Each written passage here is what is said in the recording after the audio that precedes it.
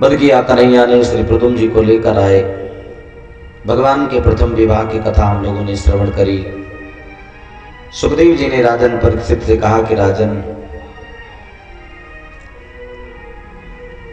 सत्राजितः स्वजा तनयो कृष्णाय कृतकल्विषः श्यामंतकेन मणिना स्वयमुदम्य दत्तवान्।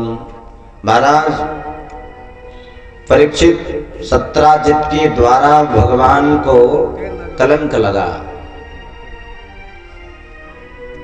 और कहते हैं कि ये सारी चीजें भगवान के हाथ में होती। भगवान को झूठा कलंक लगा श्यामंतक मणि को लेकर। महाराज श्यामंतक मणि भगवान खोज कर लाए। पुनः जाकर के भगवान के शरणागति में महाराज सत्राजित और महाराज सत्राजित की बेटी सत्यभामा भगवान का चरणारविंद ग्रहण किया।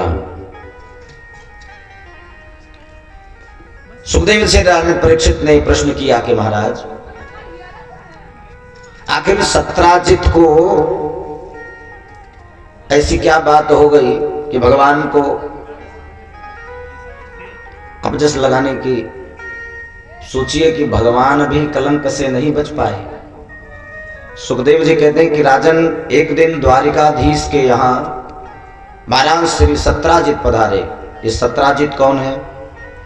सत्राजित भगवान सूर्यदेव के शिष्य हैं। भगवान सूर्यदेव से इतनी पटती थी इनकी कि दोनों मित्र हो गए। और मित्रता में भगवान सूर्यदेव ने इनको श्यामंतक मणि दिया। और उस श्यामंतक मणि की विशेषता क्या थी? श्यामंतक मणि से 8 भार सोना रोज निकलता था। एक दिन महाराज वही श्यामंतक मणि को सत्राजित धारण करके द्वारिकाधीश के सभा में पधार गए, आ गए। सत्राजिता किम करोद ब्रह्मान कृष्णाय कल्विषम। महाराज सत्राजित श्यामंतक मणि को धारण करके द्वारिकाधीश के सभा में पधारे हैं। और जैसे ही देखा महाराज उनको आते हुए तो दौड़ के द्वारपाल गए और भगवान से कहते हैं कि प्रभु, हे नारायण, हे करुणानिधि, आपसे मिलने के लिए लगता है कि साक्षात भगवान सूर्य आ रहे हैं। नारायणाय नमस्तु शंख चक्र गदाधरम दामोदर विंदाक्ष गोविंदम यदुनंदनम। लगता है हे यदुनंदन, साक्षात भगवान सूर्य आपकी कीर्ति को देख करके चले आ रहे हैं मिलने। आपकी यह कीर्ति बहुत फैली है ना, जिधर देखो उधर आप ही का नाम हो रहा है। इसलिए आज भगवान सूर्य दर्शन के लिए पधारे हैं। थोड़ी देर में महाराज सत्राजित आए। देखा महाराज ये सत्राजित तो नहीं है, लेकिन सूर्य जैसे तेज इनके अंदर भी विद्यमान है, क्योंकि उनके मित्र हैं, उनके शिष्य भी हैं। श्यामंतक मणि पहनकर राजसभा में विराजे हैं। भगवान ने उस श्यामंतक मणि की विशेषता पूछी कि बाबा, ये श्यामंतक मणि जो आप धारण किए इसकी विशेषता क्या है? तो बड़े महाराज अभिमानवश कह रहे हैं, अरे कन्हैया, जानते हो श्यामंतक मणि की विशेषता 8 भार सोना निकलता है इससे। कन्हैया ने कहा, अच्छा एक बात बताओ, कितने परिवार हो टोटल, कितने लोग? महाराज सत्राजित ने कहा 4। कौन कौन? बोले मैं, मेरी पत्नी और मेरा भाई प्रसेन और एक मेरी बेटी सत्यभामा। भगवान मुस्कुराए, बोले सत्राजित से एक बात बताओ, 4 लोग पाने वाले घर में 8 भार सोना क्या करोगे? इन सब चीजों की आवश्यकता तो हमारे यहाँ है, यहाँ होती तो इससे न जाने कितने महाराज दिनों की कल्याण हो जाता। मुझे लगता है कि श्यामंतक मणि आप मुझे दे दो। और जब इतना कहा, महाराज सत्राजित ने कहा कि मुझे आना ही नहीं चाहिए। कन्हैया मुझसे श्यामंतक मणि चाहते हैं। सत्राजित ने श्यामंतक मणि देने से मना कर दिया, नहीं दिए, राज्यसभा से चले गए। महाराज एक दिन सत्राजित के भाई प्रसेन उसी श्यामंतक मणि को पहनकर शिकार के लिए गए। महाराज एक सिंह ने उनके ऊपर आक्रमण किया और उनको मार के चट कर गया महाराज। अब उसको श्यामंतक मणि से तो कोई मतलब था नहीं, श्यामंतक मणि वहीं पड़ी मिली महाराज। तो श्री जामंत जी महाराज उसी रास्ते जा रहे थे, श्यामंतक मणि को देखा, बड़ी दिव्य थी, सो उठा लिया और लेके आए अपनी कुटी में महाराज, और अपनी व्यवस्था हो श्यामंतक मणि अपने बेटी को दे दी। जामंती उस श्यामंतक मणि को धारण करती है। इधर महाराज सत्राजित को जब पता चला कि प्रसेन का महाराज वध हो गया है, तो इसीलिए कहते हैं कि कभी कभी क्या होता है कि कुछ बोल देना भी हमारे लिए हानिकारक साबित हो जाता है।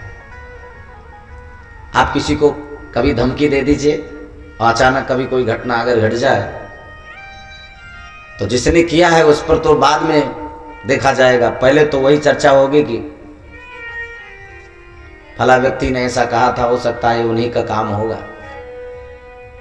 महाराज सत्राजित का तो मन एकदम गोविंद के प्रति ही गया। उन्होंने कहा कि उन्होंने श्यामंतक मणि की चर्चा की थी, हो सकता है कि कन्हैया ने ही श्यामंतक मणि के लिए हमारे भाई को मार दिया। भगवान पर कलंक लगा, धन्य है। महाराज श्री गर्गाचार्य जी को बुलाया। भगवान ने कहा कि गुरुदेव मुझे कलंक क्यों लगा? गर्गाचार्य जी मुस्कुराए, बोले कन्हैया तुमने भी एक बार चौथ का चंदा देखा था। अपने कलंक को मिटाने के लिए भगवान श्यामंतक मणि लेने के लिए निकलते हैं। ढूंढते ढूंढते भगवान आज उस वन में पधारे जहां पर प्रसेन की हत्या हुई थी।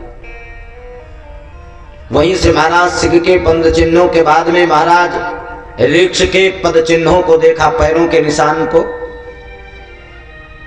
तो भगवान समझ गए कि सिंह तो श्यामंतक मणि क्या करेगा, लेगा नहीं। हो सकता है महाराज किसी ऋक्ष ने लिया हो। और भगवान उन्हीं पैरों के निशान के सहारे श्री जामंत जी महाराज के खुटी पर पधारे हैं। वहां पर देखा कि श्यामंतक मणि जामंती धारण की है, सो भगवान ने मांगा, देवी ये श्यामंतक मणि हमारी है, इसे हमें दे दो। तो जामंत जी महाराज की पुत्री जामंती देख करके भगवान को डर गई, सो अंदर भागी, जाकर के जामंत जी को लेके आई। और जामंत जी आए तो जामंत जी महाराज इतनी वीर थे कि रामावतार में भगवान के साथ जामंत जी रहे, लेकिन जामंत जी लड़े नहीं, कहीं नहीं लड़े। क्यों? जामंत जी ने कहा कि महाराज हमारे हिसाब से तो कोई वीर मिला ही नहीं। जामंत जी ने प्रण किया था कि महाराज जो रावण को मारकर महाराज विजयी प्राप्त करेगा, इसका मतलब कि सबसे बड़ा वीर वही होगा, और जो सबसे बड़ा वीर होगा हम उसी से लड़ेंगे। भगवान ने जब रावण पर विजयी प्राप्त किया तो जामंत जी से जब भगवान ने पूछा कि भाई सब लड़े, आप नहीं लड़े, खाली आप ज्ञान देते रहे। तो जामंत जी ने कहा किससे लड़ जाता? मैंने सोचा था कि जो सबसे बड़ा वीर होगा उसी से लड़ेंगे, तो सबसे बड़े वीर तो आप ही हैं, तो हम सोच रहे हैं आप ही से लड़ जाएं। भगवान ने कहा कि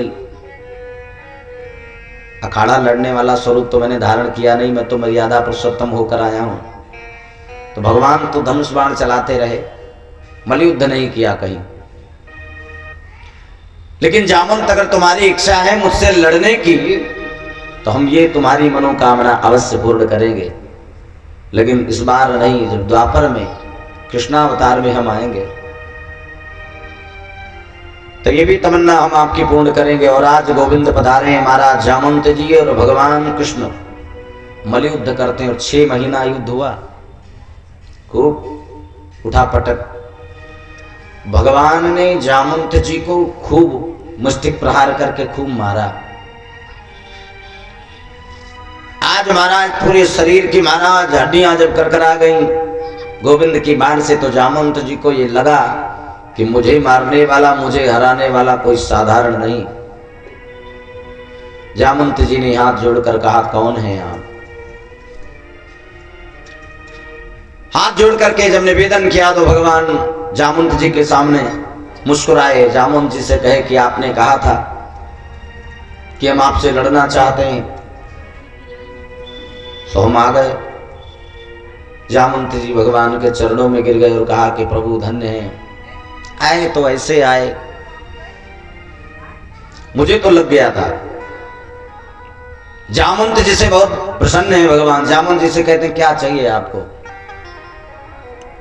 तो जामवंत जी महाराज कहते हैं कि अगर देना ही है तो एक बार उसी स्वरूप का दर्शन करा दीजिए। कौन से स्वरूप का? बोले महाराज, लोकाभिरामम रणरंगधीरम राजीवनेत्रम रघुवंशनाथं लोकाभिरामम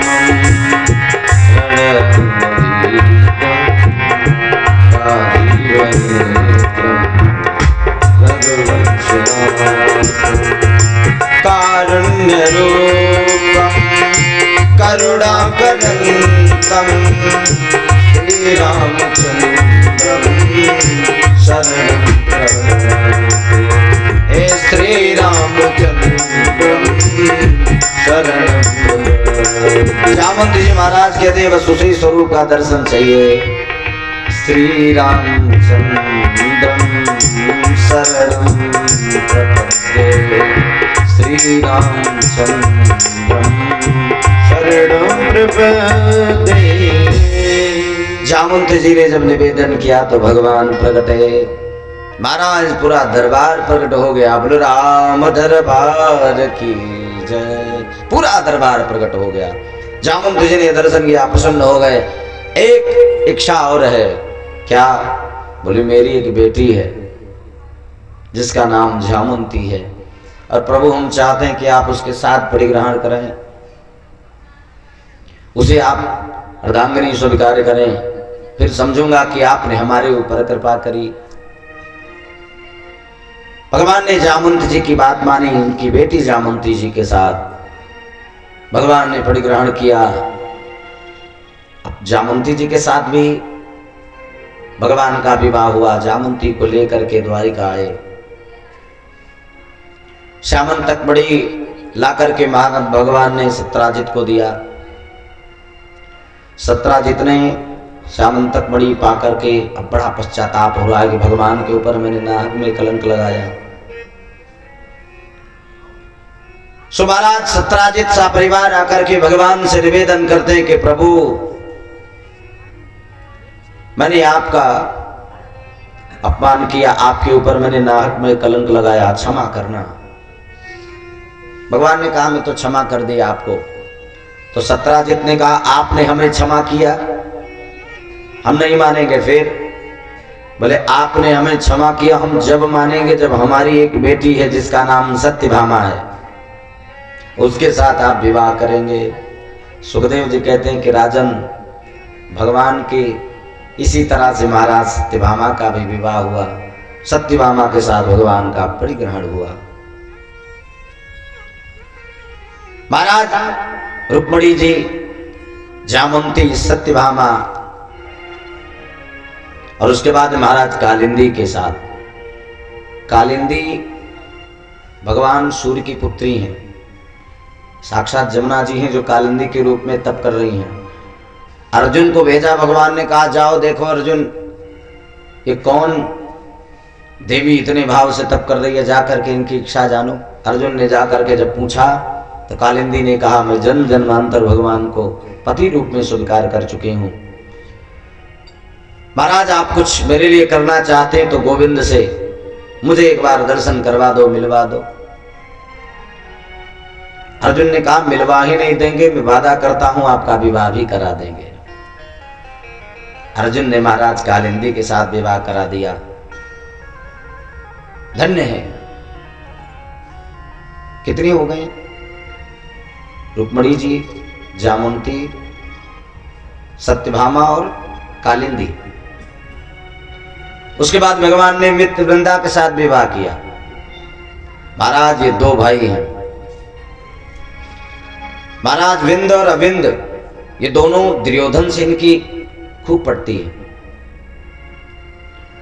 इसलिए महाराज ये सोच रहे हैं कि अपने दोनों महाराज अपने बहन का विवाह दुर्योधन के साथ करा दें, लेकिन मित्र वृंदा भगवान को पति रूप में स्वीकार कर चुकी है।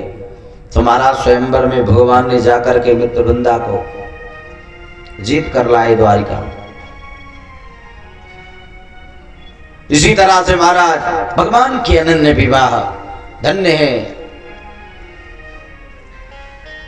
कहो पहले कोई विवाह देखने आए, फिर बातचीत चले, फिर सारी व्यवस्था हो, ऐसा कुछ नहीं।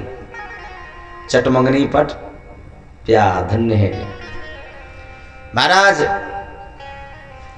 अयोध्या के एक राजा थे, सूर्यवंश में महाराज नग्नजित। महाराज नग्नजित की प्रतिज्ञा थी, उनके पास में 7 बैल थे।